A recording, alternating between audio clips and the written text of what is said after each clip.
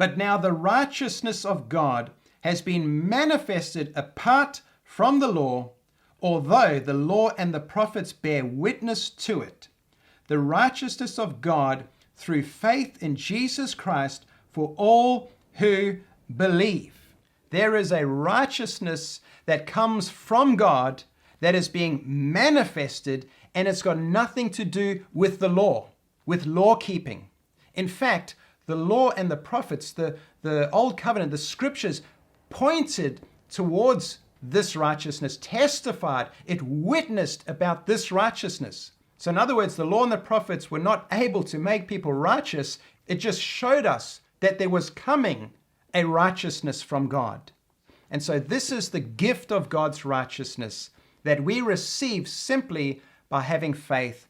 And when we have faith in Christ, we become this righteousness. We become the righteousness of God in Christ Jesus. And this is just stunning, glorious truth. This is the mystery of the gospel that was hidden since the creation of the world, but has now been revealed to us through the gospel and through the coming of Christ.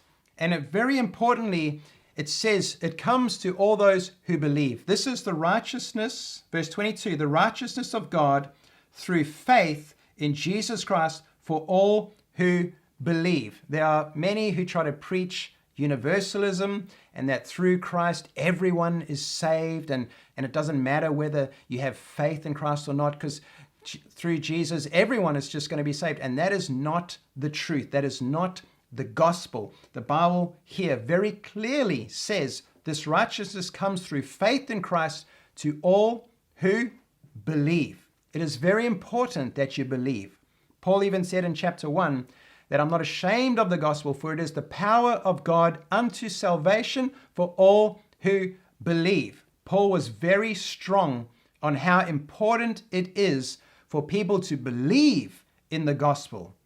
And it is through believing in Christ that we receive the grace of God. In Ephesians 2, he says, we are saved by the grace of God through faith.